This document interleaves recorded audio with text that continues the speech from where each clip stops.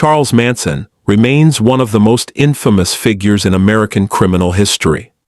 A man whose name has become synonymous with manipulation, violence, and the dark side of the 1960s counterculture.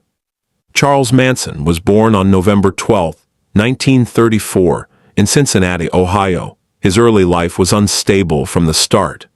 His mother, Kathleen Maddox, was a teenager with a troubled lifestyle, and Manson spent much of his childhood moving between relatives, foster homes, and reform schools.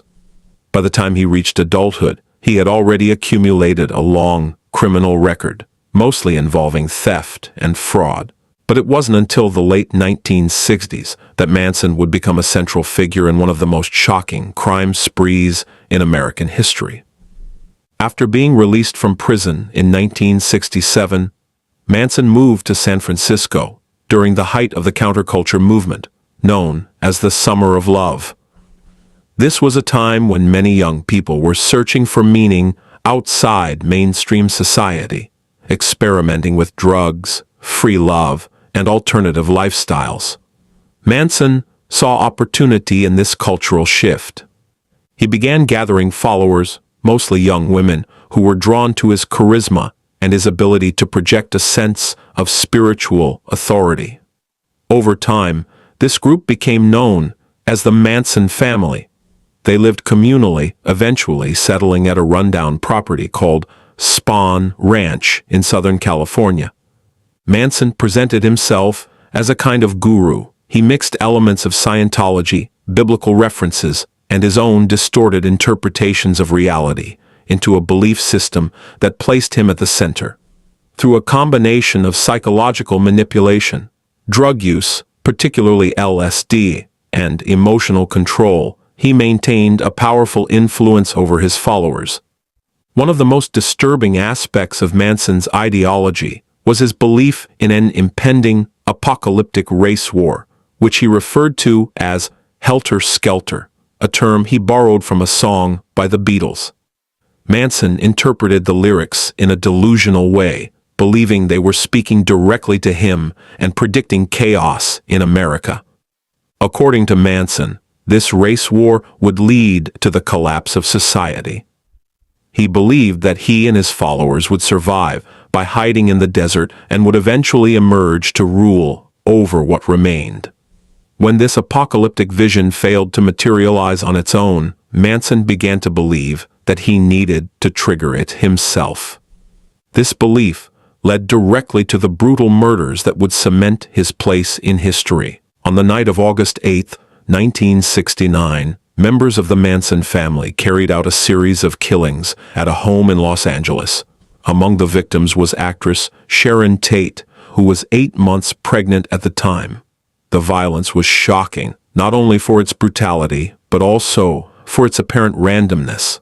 The following night, Manson family members killed Leno and Rosemary LaBianca in a similarly gruesome fashion. In both cases, the perpetrators left messages written in blood, intended to incite fear and confusion, and, according to Manson's plan, to help spark the race war he envisioned.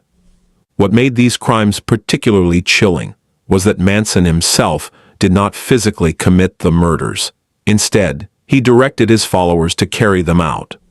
His control over them was so complete that they were willing to kill at his command. In the months following the murders, the group's behavior became increasingly erratic. Eventually, members of the Manson family were arrested, not initially for the murders, but for unrelated crimes, such as auto theft. As investigators began to piece together what had happened, the full scope of Manson's influence and the group's actions came to light. The trial of Charles Manson began in 1970 and quickly became a media sensation. Manson's behavior in court was bizarre and theatrical. He carved an X into his forehead, later altering it into a swastika, and frequently interrupted proceedings with outbursts. His followers, many of whom remained loyal, would appear outside the courthouse, echoing his beliefs and even mimicking his appearance. Despite never directly committing the murders, Manson was convicted of first-degree murder and conspiracy to commit murder. Prosecutors argued and successfully proved that he had orchestrated the killings through his influence and control over his followers. In 1971, Manson was sentenced to death. However, when California temporarily abolished the death penalty in 1972, his sentence was commuted to life in prison. Manson would spend the rest of his life behind bars. Over the decades, he became a figure of morbid fascination in popular culture. Numerous books, documentaries, and films explored his life and crimes, often attempting to understand how one man could exert such a powerful and destructive influence over others. He was denied parole multiple times and remained incarcerated until his death on November 19, 2017, at the age of 83.